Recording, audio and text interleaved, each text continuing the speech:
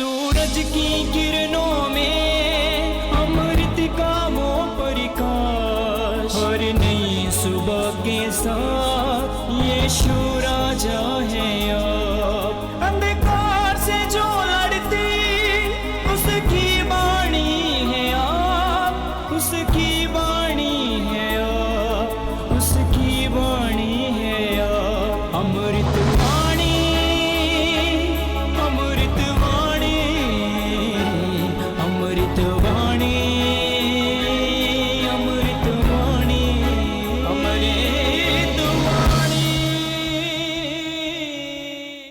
पहला पाठ प्रेरित चरित अध्याय 4 पद संख्या 1 से 12 तक। पेतरुस और यूहन्ना लोगों से बोल ही रहे थे कि याजक, मंदिर आरक्षी का नायक और सदूकी उनके पास आ धमके। वे क्रुद्ध थे क्योंकि प्रेरित जनता को शिक्षा दे रहे थे और यीशु का उदाहरण देकर मृतकों के पुनरुत्थान का प्रचार कर रहे थे। संध्या हो चली थी, इसलिए उन्होंने उनको गिरफ्तार कर रात भर के लिए बंदी गृह में डाल दिया। फिर भी जिन्होंने उनका प्रवचन सुना था, उनमें से बहुतों ने विश्वास किया। पुरुषों की संख्या अब लगभग 5000 हो गई थी। दूसरे दिन यरूशलेम में शासकों, नेताओं और शास्त्रियों की सभा हुई। प्रधान याजक आनस, कैफस, यूहन्ना, सिकंदर और महायाजक वर्ग के सभी सदस्य वहां उपस्थित थे। वे पेतरुस तथा यूहन्ना को बीच में खड़ा कर उनसे पूछने लगे, तुम लोगों ने किस सामर्थ्य से अथवा किसके नाम पर यह काम किया है? पेतरुस ने पवित्र आत्मा से परिपूर्ण होकर उनसे कहा, जनता के शासकों और नेताओं, हमने एक लंगड़े मनुष्य का उपकार किया है और आज हमसे पूछताछ की जा रही है कि यह किस तरह भला चंगा हो गया है। आप लोग और इस्राएल की सारी प्रजा यह जान ले कि यीशु मसीह नाज़री के नाम के सामर्थ्य से ही यह मनुष्य भला चंगा होकर आप लोगों के सामने खड़ा है। आप लोगों ने उन्हें क्रूस पर चढ़ा दिया, किंतु ईश्वर ने उन्हें मृतकों में से जीवित किया। वह वही पत्थर था जिसे आप कारीगरों ने निकाल दिया था और जो कोने का पत्थर बन गया है। किसी दूसरे व्यक्ति द्वारा मुक्ति नहीं मिल सकती, क्योंकि समस्त संसार में यीशु नाम के सिवा मनुष्यों को कोई दूसरा नाम नहीं दिया गया है जिसके द्वारा हमें मुक्ति मिल सकती है। यह प्रभु की वाणी है। ईश्वर को धन्यवाद। भजन अनुवाक्य। कारीगरों ने जिस पत्थर को निकाल दिया था, वही कोने का पत्थर बन गया है। कारीगरों ने जिस पत्थर को निकाल दिया था, वही कोने का पत्थर बन गया है। प्रभु का धन्यवाद करो, क्योंकि वह भला है। उसका प्रेम अनंत काल तक बना रहता है। इस्राएल का घराना यह कहता जाए, उसका प्रेम अनंत काल तक बना रहता है। प्रभु पर श्रद्धा रखने वाले यह कहते जाएं, उसका प्रेम अनंत काल तक बना रहता है। अनुवाक्य। कारीगरों ने जिस पत्थर को निकाल दिया था, वही कोने का पत्थर बन गया है। कारीगरों ने जिस पत्थर को निकाल दिया था, वही कोने का पत्थर बन गया। यह प्रभु का कार्य है। यह हमारी दृष्टि में अपूर्व है। यह प्रभु का ठहराया हुआ दिन है।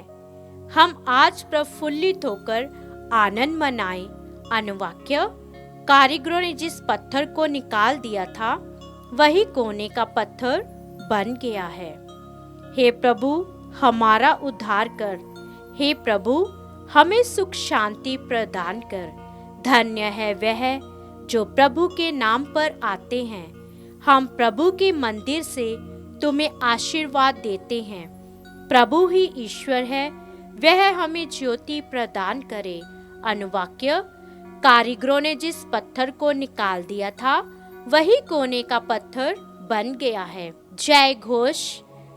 यह प्रभु का ठहराया हुआ दिन है। हम आज प्रफुल्लित होकर आनंद मनाएं। हालेलुया। संत यूहन्ना के अनुसार पवित्र सुसमाचार अध्याय 21 पद संख्या 1 से 14 तक। बाद में यीशु तिबेरियस के समुद्र के पास अपने शिष्यों को फिर दिखाई दिए। ये इस प्रकार हुआ: शिमोन पेत्रुस, थोमस जो यमल कहलाता था, नथानियल जो गलीलिया के काना का निवासी था, जबेदी के पुत्र यो यीशु के 2 अन्य शिष्य साथ थे।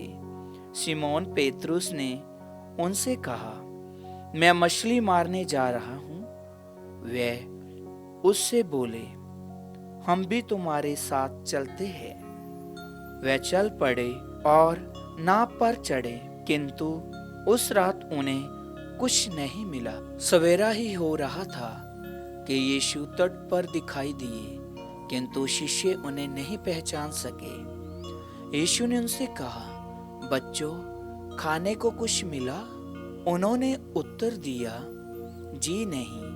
इस पर यीशु ने उनसे कहा, नाव की दाहिनी ओर जाल डाल दो और तुम्हें मिलेगा। उन्होंने जाल डाला और इतनी मछलियां फंस गई कि वे जाल नहीं निकाल सके। तब उस शिष्य ने, जिसे यीशु प्यार करते थे, पेत्रुस से कहा, ये तो प्रभु ही है। जब पेत्रुस ने सुना कि ये प्रभु है, तो वह अपना कपड़ा पहनकर, क्योंकि वह नंगा था, समुद्र में कूद पड़ा।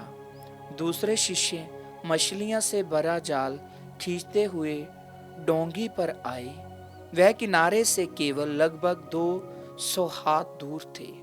उन्होंने तट पर उतरकर वहां कोयले की आग पर रखी हुई मछली देखी और रोटी भी। यीशु ने उनसे कहा, तुमने अभी अभी जो मछलियां पकड़ी है, उनमें से कुछ ले आओ। शिमोन पेत्रुस गया और जाल किनारे खींच लाया। उसमें 153 बड़ी बड़ी मछलियां थी और इतनी मछलियां होने पर भी जाल नहीं फटा था। यीशु ने उनसे कहा, आओ जलपान कर लो। शिष्यों में से किसी को भी यीशु से ये पूछने का साहस नहीं हुआ कि आप कौन हैं।